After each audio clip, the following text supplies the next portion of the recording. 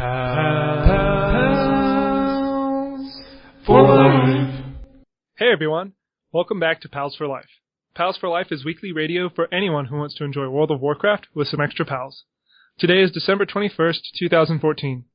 My name is Wilson, and I'm joined today by Randall. What's going on, fellas? And Lane. Hello everyone. So let's jump right into this. Our Spellbreaker topic this week is a play about World of Warcraft. It's called In Love and Warcraft, and it's written by Madhuri Shekhar and directed by Joshua Morgan. I don't know if you guys know those names, but basically it chronicles the hilarious happenings when the two worlds of online gaming and in-person relationships collide on a college campus. Whoa, tell us more. So I think this was actually written and debuted about 8 months ago, but it's back at an Arlington theater. So if you're near Arlington, tickets are $25 and $38. Neato. Pretty freaking close to Arlington, but Give it a watch, I don't even know where that's. Yeah, I'll let you know if I do it. When is it? January 7th? $25? I'll think about it. Yeah, it's from January 7th to the 25th of next year. Okay, I'll think about it. That is a long run. That's not really a long run for, typical play, but dang, that feels like a lot of time. Have you guys seen The Guild? It reminds me of that. In Love and Warcraft, that's a guild? No. There's a show called The Guild. The Guild, the show. Jeez. Yeah, Felicia Day, etc. Yep, whoosh as whoosh gets. I am sort of tired of hearing the In Love and Warcraft, or the Make Love, not Warcraft. I don't know, the Love Warcraft thing just burned out very quickly, I think. Yeah, I think it's an easy hook pun for people to use whenever they're trying to get people who only know about Warcraft a little bit. Yeah, definitely. I mean, I don't know, it's been used in a lot of other things, so that counts. Yeah, I mean, I guess that's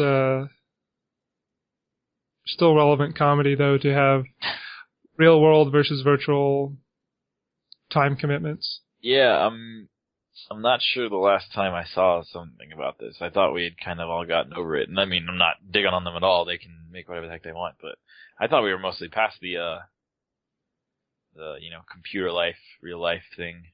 But I mean, pretty soon we'll have something of that. And maybe it'll be the virtual reality life and the real life. And yeah, we'll be fighting over that pretty soon. Well, if subscription numbers keep going up for a while, then who knows, right? VR, well, hell, let's go. Oh, gosh. Dang. Yeah, let's not talk about that. Future boys.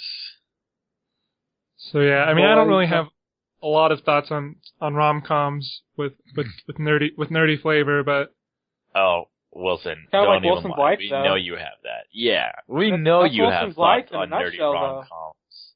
Yeah, don't even lie, buddy. I mean, I'm not going to be able to watch this, so I'm not. It's okay, Yeah, you can come down here, dude. really You can close. stay with me, and we can go see it. Perfect. Well, I might be on vacation. Who knows? Yeah, vacation here. Well, PAX South is actually at some point in there. Yeah, it's coming up on the 23rd. Woo! So, I wonder if Blizzard will be having any presence there. They normally don't, just because of BlizzCon, but... If they do, we will let you know. Definitely. We're going to go ahead and move on over to Tavern Talk. This is news and rumors heard from all over, but we really only got one piece of news, and this is a blue post that went out a little earlier, and it's World of Warcraft. Yeah, World of Warcraft in the new year. This is from Bashiok. Huge. Yeah, there's all sorts of stuff on here, and we're just going to tackle them one at a time, I reckon, but the first is there is a chance that you'll be able to find a legendary follower with suitably legendary abilities for your garrison. Ooh. Fancy.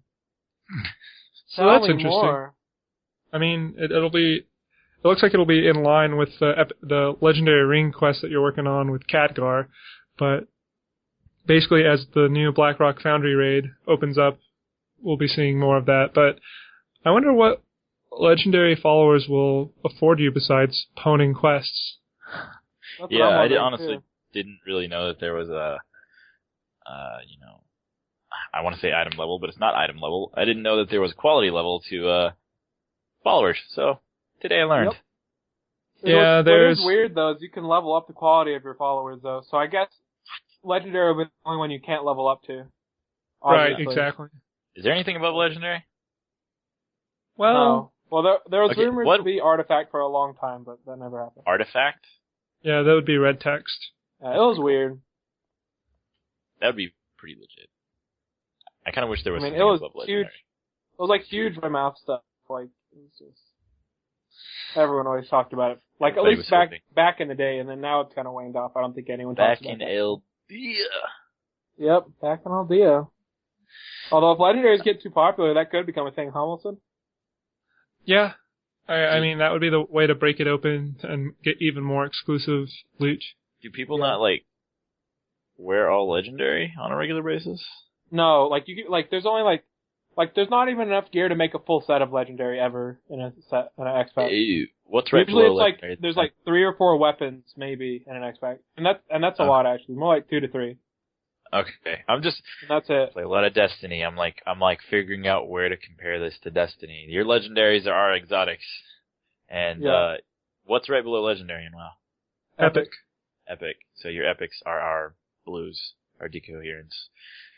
Which our blues are terrible, and we only have 3 real tiers of weapon anyway, or weapon or armor or anything, so I imagine you guys have a few more than that. It's 5, right?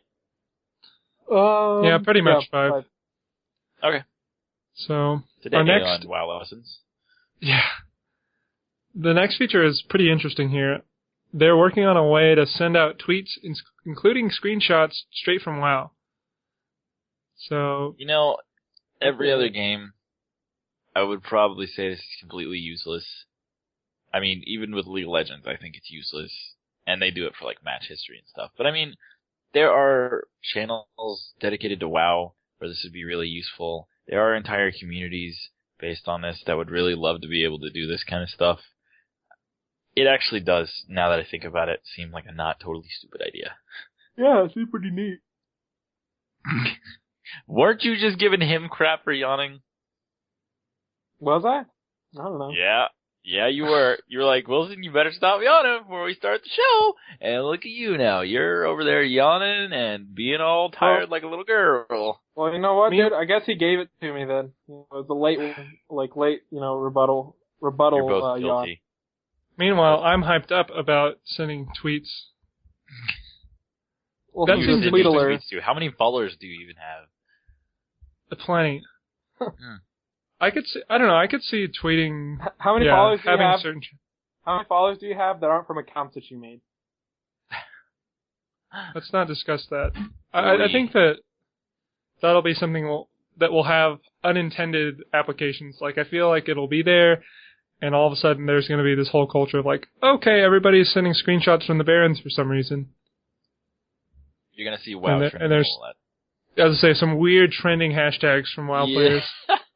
A lot of new Twitter users. Oh, yeah. So another feature here is flight masters are going to get a little smarter. Even if you don't have the flight path, they're going to try to make you have more direct routes. That'll be interesting, I guess.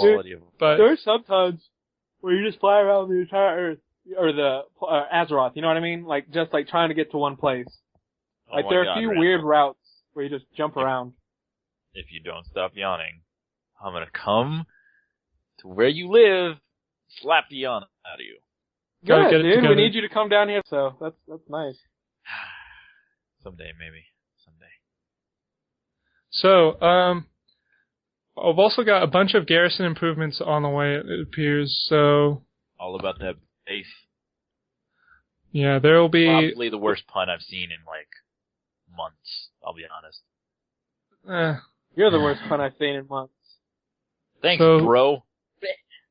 There are going to be more ways for you to visit friends' garrisons and getting rewards off of that, so that'll be cool. I really haven't visited anyone's garrison, to be honest. There's also some new items. Rewards in place at all? Any sort of rewards? Well, I think you can take advantage of things that they have. So if they had like a portal, you could use that portal to run somewhere. But as far as I know, really not huge rewards for going over there. Okay, that's cool. Looks like some more achievements and new items to spend resources on. I wonder if they're... new profession stuff, but I really wonder if they're going to work on making, a mobile app or something that we've talked about earlier, Didn't also they say talking that they with Trevor. weren't right now? Yeah, they said they don't want to, but I feel like that's one of the biggest problems with Garrisons is just the upkeep, and we've talked about Master Plan, which is a great add-on to kind of streamline that process, but... I'm just not sure what they have, like what did they get out of not doing it? I don't see any, monetary gain out of not making a mobile app, because people have to, have their subscriptions anyway, right? And that's where they get all their money. It seems like a manpower thing to me. That's like what it takes time. It might be kind of difficult to do. Yeah, that's just annoying. That has to be what it is. Because it seems like a great opportunity, but... Right, yeah, I mean, if the whole experience was streamlined like that, you could, from work or from anywhere really, you could manage your little quests. One of the things that would be a lot more helpful would be just making it more alt-friendly. Oh, yeah, you talked about that. Because you have jump on all your characters. Yeah, I was talking to Trevor about that, and he says that he basically just has time to run on and do Garrison stuff for all of his alts, and then he's used up his playtime for days that he's not, dedicated to playing WoW all day. Yeah. Dang. Time consuming then. Takes a little bit. Yeah. And I mean, the big thing is you have to figure out how to use your followers correctly. Because some followers have multiple abilities, so I can use this guy for this, but I need him for this. And so even with an app like Master Plan, you still have to calculate some things out. Yeah. And then, logging off and on your characters. Well, that's not necessarily bad, I guess. I mean, there needs to be some sort of brain power involved. Yeah, but then, you also have to, run around your whole Garrison and do all of your, you have work orders and stuff you have to get, and then you have to, submit work orders, and then you have to, do all your profession stuff you have them. And then, it takes, 3 minutes, or so, to go to your mine and, mine all the stuff in there. Signed and printed in triplicate and turned into corporate and received a reply, and now you can go down to mines and... This sounds great! Ugh. Yeah, so, I mean, it takes a minute, A minute. A hot minute. Yeah. One hot minute. Alright, what's next?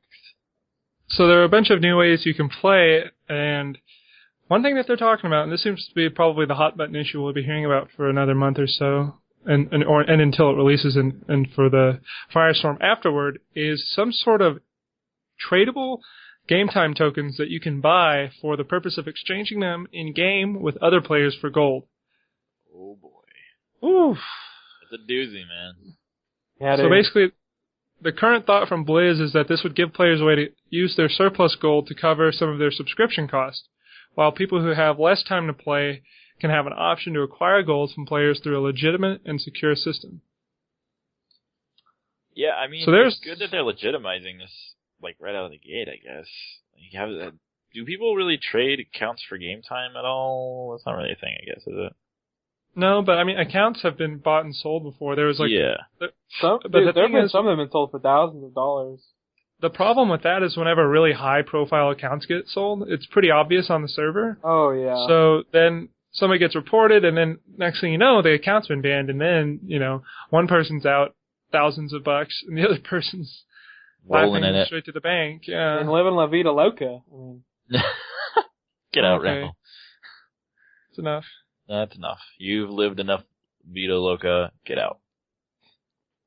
So, yeah, I think this will be a huge change for the game. And this isn't the first time an MMO has tried or has implemented something like this, right? No siree. EVE Online. At the very least. I mean, I'm sure there are others, or I'm not sure there are others, but I think there might be others. But the one that comes to mind instantaneously is EVE. And I would arguably say that EVE is probably the second most successful MMO out there today, because EVE has the bottom line, the most committed player base of pretty much any game out there existing today. These people play EVE like it's their job, and I mean, for some people it is their job. EVE is more structured to even be more realistic in a lot of ways, you know what I mean? The way the market works and things like that, it's just, No, something like a game like WoW would never have, I don't think. Yeah, EVE is very, very market-centric and very economy-centric.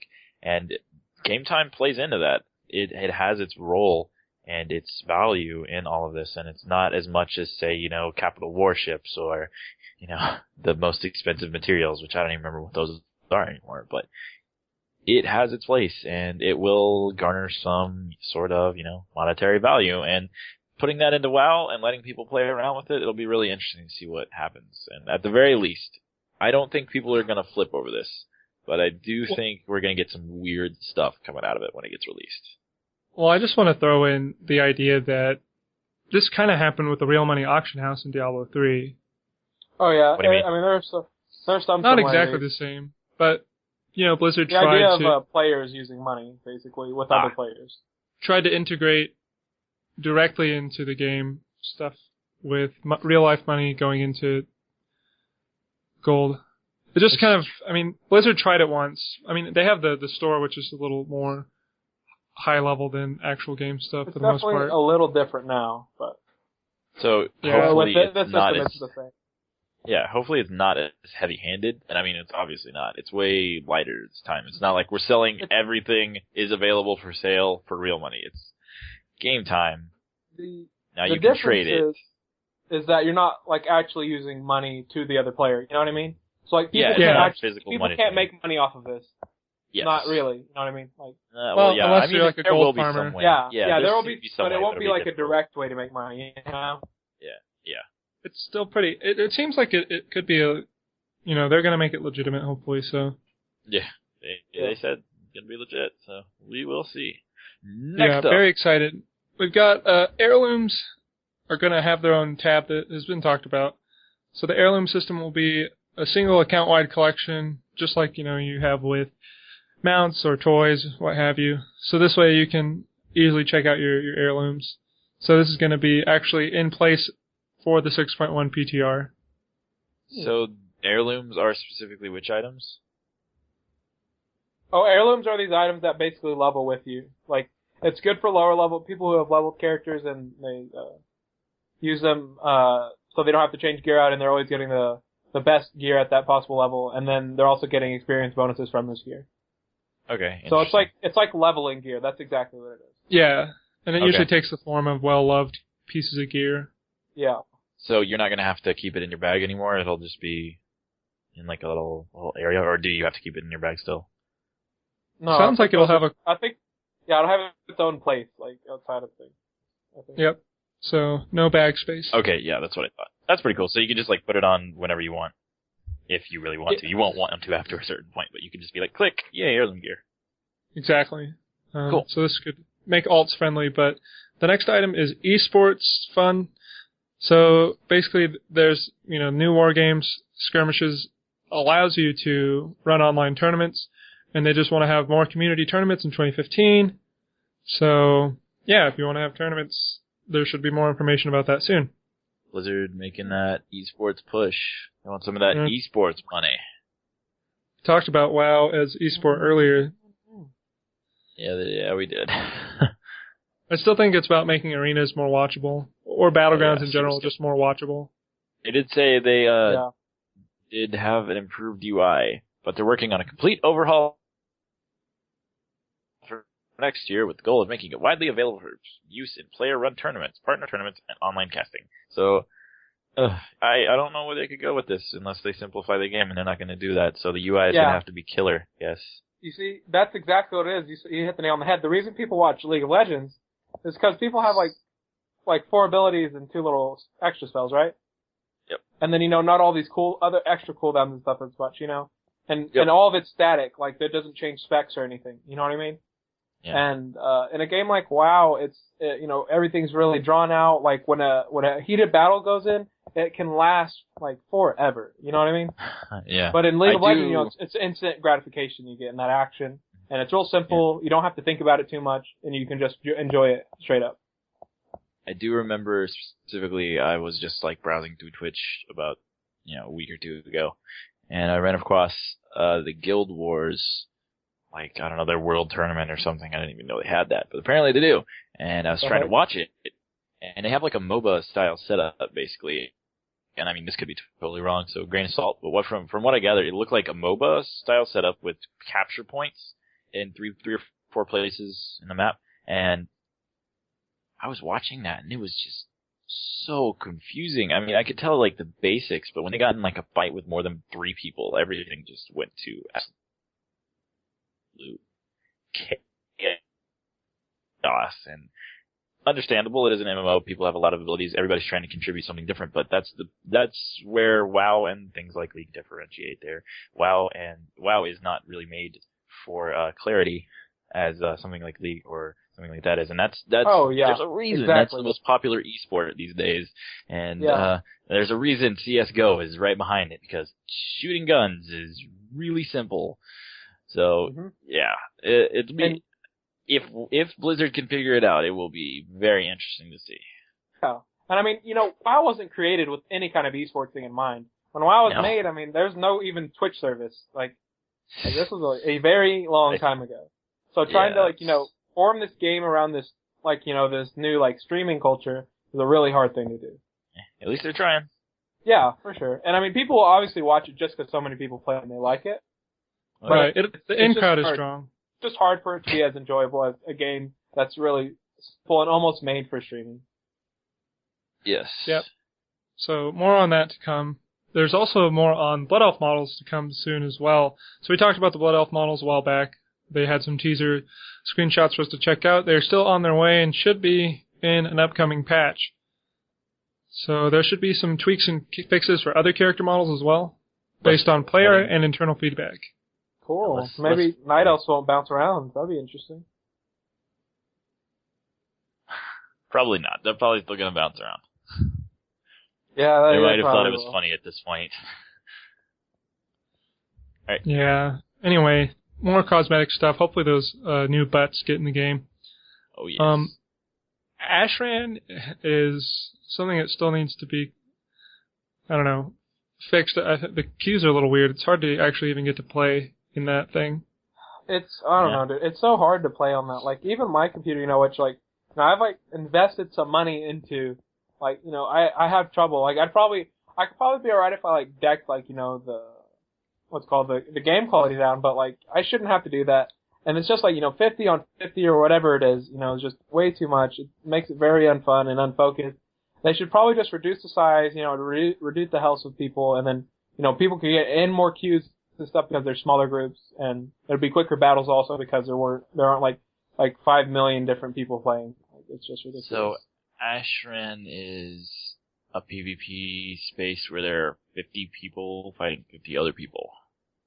Yeah. I think that's the max, yeah. And usually it's the max. So is there any other map that does that many? Well, technically we had the Terran Mill versus South Shore for a little bit. I don't know if we still have that. We may. Yeah, it's still going on. I mean, it still is okay. Well, that's going to go at some point. Anniversary's going. Yeah, and then that'll be, and that one is also 50 versus 50. Okay, I was just curious. So they're just having problems with it running correctly. Yeah, they're working on reducing queue times and helping people who are having realm connection problems get it figured out. So anyway, they'll be working on that and updating it into patches after 6.1 from the looks of things. Alrighty. So anyway, the other thing to look forward to, besides stuff they haven't announced, obviously, is Blackrock Foundry is going to be on the horizon in February, probably. There are a lot of guilds getting world firsts right now. In particular, Australia was picking up some world firsts, and it was kind of funny. I saw some discussion going down about that, and one of the comments was, Australia recently got a bunch of servers, which has severely helped. Don't ever say severely helped. Has very much helped their lag time and a lot of latency issues they were having. And Sweet. So basically they were saying that they had entered the hyperbolic time chamber for training, and after they got their own servers, they were released. Oh man, that's good. Yeah. I think I've heard that one a few times from hopping servers in League. That's a pretty good one. Dang. Yeah. It's like training with a weighted vest. So good stuff. Anyway, that's Dragon Ball Z. My mind went places. I've just been watching so much Dragon Ball Z stuff Dude, lately. I randomly happened upon Broly the Legendary Super Saiyan on Toonami last night. Oh, did you? I How was did, that? and I watched it all the way through. It was alright. I didn't realize that the movie would end so abruptly. It was very confusing. They don't, it's not like the show. The OVAs are way different. Nothing like the show. It's a lot more action-packed. Yeah, and then suddenly one punch and the thing is over. It's like, what? Oh yeah, Goku? Yeah, like, okay, Yeah, Goku yeah. has energy now. Punch, and it's over. It's quick. And It Vegeta was very acting quick. like a little wimp. Yeah, I remember Yeah. that, dude. I actually just watched that fight scene today. Yeah, good old days. Yeah. Good old Oh, today. man. Alright, we got anything else on the menu? Nope, that is all of Tavern Talk. And for our Twisting Neither this week, this is just a section of the show where one of us spouts out a topic that we want to rant on or just kind of roll on for a little bit. Is going to be about items that you really don't see in the game, but exist and have a following. And what kind of sparked my thought on this was I saw some post on Imgur about this item called Talisman of Binding Shard. It is an item that drops in Molten Core, technically, but basically only one character in all of World of Warcraft has this item. It's crap. Yeah, it was this warrior, I think, named Noctun, but had a name change since then. But basically, they had this item in the loot tables before MC was completely redone. So this is like way back when you can get different items in MC. After the 1.4 patch, this item was no longer obtainable, and one person got it, as far as I know. Yeah, and I don't know. I mean, that character is not even played anymore. It's like stuck at level 72. So what, is this like a godly item? Is it the best It's legendary. It's technically legendary. Ooh. And so there are a bunch of items like that exist now in the game, like ATS, really? the legendary staff that was also from the level 60 era. So do they just keep basically making things and then changing something and forgetting about them? No, what happens is that, okay, for ATS that was how it worked actually, because, in 60 days there was a instance called Naxxramas, and then when 80 came around, they rebuilt it in Wrath of the Lich King. Yeah. They rebuilt Naxxramas, and then so they can't have two Naxxramases, I guess, so. No plot holes. So right, they just decided to take away all the weapons and not like move them to the new one? Why is well, that? they did in some way. They did move them. Well, I mean, ATS doesn't exist outside of 60 anymore, or at all, because you can't get it, but. And you had to fight Lord Cruel, right? You had to get Eye of Cruel. Do a bunch of stuff. Yeah, it was weird. It was a long So anyway, quest.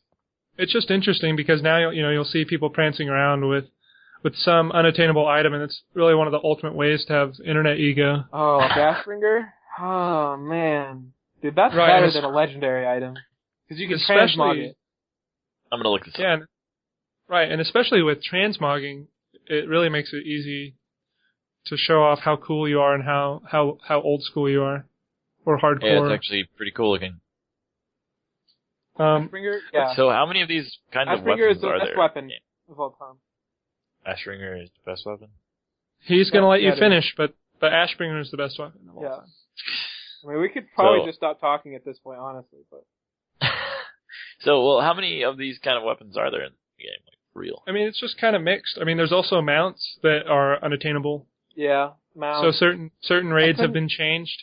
I couldn't put a number on it, but it's not a lot though. Oh, there was this event lane. There's this zone called Encourage, right? Encourage. What is it? Encourage. Encourage. And they had like an opening sequence for it, and you had to do a whole bunch of crazy stuff, right? And it was just like the gates were open, and it was just like it was crazy, right? And basically to open the gates. And the person who opened the gates got like this mount, right? That's how it worked. Yep, the black scarab. And only one person on each server got one. Jeez. And that was it. That's it. They were and done. then later, Scarab. Wow. And then later, whenever they added titles to the game, they got the title Scarab Lord, which is also extremely rare. And if you've got Scarab Lord, you're. I see Black Karaji resonating crystal. That is the thing. And it summons the creature. What the crap? Yeah, it's pretty cool looking. I bet you're the biggest BAMF of all time if you have that. Yeah, I haven't seen anyone with that mount in a while. You can actually get other mounts like that now. Right? It's only one, I think, right? The Wilson, the artist. You can get the sapphire blue color one you can get a from blue Archaeology. One now, but it's just as cool. I mean, I honestly don't care about it at all. So That's really legit. So anyway, I just think that it's really interesting that inside of WoW there are all these items that have kind of either a time limit to grab or the time limit's already expired and you can only see it on people who have earned the item. Here is question looming. Is intentional? Question mark. Usually, yeah. Now with the Talisman of Binding Shard, definitely not. I mean, I think that they wanted to have that item completely out of the game, and they hadn't updated the loot tables, perhaps. Then why don't they just make an item class for it? Why don't they just make an item class called Artifact or whatever for the things that are going to be like single drops or something ridiculously hard to get? Okay, so the thing with the amulet is it just wasn't supposed to hit release. Yeah, and no, then, not those ones, but like the things with the black. Oh, like black Ashbringer and stuff. Yeah, like those kind of things where they are supposed to only drop once. It's because they're event things like it. I don't know. It's not or like okay. First off, the mount doesn't really matter what rarity it is because it's like it's a mount. I guess I don't. I guess artifact mount doesn't really mean anything. I suppose, except what you want it to mean. And something like ATS though, I don't think they had planned to really get rid of it, or I'm not sure if they did. It just kind of panned out that way. And it was right. Like, well, when they and also when legendaries were around, then those were the only things there anyway. It was like that and Thunder Fury. Oh, and Hand of Wrath. That was it. Pretty much. Thunder Fury. Wow. Yeah, Thunder Fury's the iconic. I mean, it's pretty classic. Legendary item. I think you can still get Thunder Fury actually if you care enough to do the thorium bars. Whose sword is this? Whose sword is this? Was it somebody specifically? No, it was crafted by killing like a wind god and a fire god. Yep. Oh, interesting. Okay. So if that makes it sound cool, I don't know. Yeah. I think they're missing out on opportunity here now that you've like brought this up to me. It makes sense that, here's what Are you saying like the things that get outclassed like get reclassified as artifact or something? Sort of. But there's like a big disparity here because since WoW has this thing where things get outclassed constantly, and I'm not really sure how WoW considers it, but I used to collect Yu-Gi-Oh cards like crazy. Like I love those things. A lot of us did, right? But you remember seeing in the stores those packs, those like event packs with that super rare card like displayed right on the like yeah, that was a super rare card, but you could just get it, and it was not as important because you could just get it. Like, I don't know if that's kind of what's going on here, if these things aren't as important or aren't as, sought after because they're old things, I guess? I don't know where I'm going with this, but it's kind of confusing that it seems like a great idea to me to just give it its own little class. Well, they do have, feats of strength. This is an achievement you can get inside the game that actually are certain things that you can't get or are very difficult to get. Oh, really? Oh, that's cool. Yeah, so there is a bit of a way give you a title. Typically, yeah. I mean, so Scarab Lord is an example of that. You also, right now, the South Shore versus Terran Mill battleground that's happening, you can earn a title from that. And once that battleground goes away, there will be no way to earn that title. Disappear. So yeah. They're totally implementing this. It's just not. I think the way that we pitched it to you, since you're not as familiar with the game, made it seem like you just don't know what we're talking about as much. All right. So this is only more incentive for you to, get on, hit level cap, and just start playing constantly. Okay. Yeah, it makes more sense now that they have sort of a system like that already. All right. Well, I hope they add artifacts anyway because that's cool. Right, artifact rarity is something people like to speculate about, but for now, legendary is the cap. Okay. What was the item that people used to link in chat, Wilson? The artifact one. Martin Thunder used to get Martin Thunder. That was a Game Master item. It basically, it has a use, an active use. Though. Anyway, I think now it technically is a gray. It doesn't have artifact rarity anymore. But now it has... It had a use basically where you could kill all players in a 30-yard radius. What the crap. So that was Martin Thunder. You can look that up. Pretty sure. Yeah. But All right. Anyway, well, that's yeah. So that. cool WoW items. If you guys are listening and you have any cool items maybe that we missed that you guys want to share, feel free to shoot us an email, pals@palsforlife.net. And if you think you can top, Ashbringer, please enlighten me. But, I don't think that can happen. So there you go. Is there an item out there that's more cool than Ashbringer? Let us know, guys. At this point, we are going to move over to Trade Chat. This is the section of the show where we hear from you, the listener, and we also pitch our guild. We have a guild that we play on, the Emerald Dream. We have an alliance guild, so sorry, Horde. But the guild's name is PFL, and if you want to join, you can check out our battle tags in the show notes. So feel free to check that out. And we also did hear from Trevor this week, and basically Trevor kind of had some good points to say. I think last week we may have harped a little bit on how the 90 boost is working, and he iterated on the point that the 90 boost is mostly to get people up to speed so they can be playing the most current content. But also that microtransactions have been around for a while, so having the boost to 90 is not really a far cry, and I think that with this new in-game currency, we're really going to see a lot more interfacing with just real-life money in WoW. Yeah. Yeah, I agree. Games as a whole are just becoming more money involved every day. Like, absolutely. Video games become even more of a business every day, basically. They're also becoming more lifestyle-based, too, right? It's like, definitely. It's not just you play a lot of games, but maybe you play one game and that defines you. So it's interesting because World of Warcraft has always been that game. Yeah. Here's just hoping they don't overdo it. They overdo it, it's going to be really lame.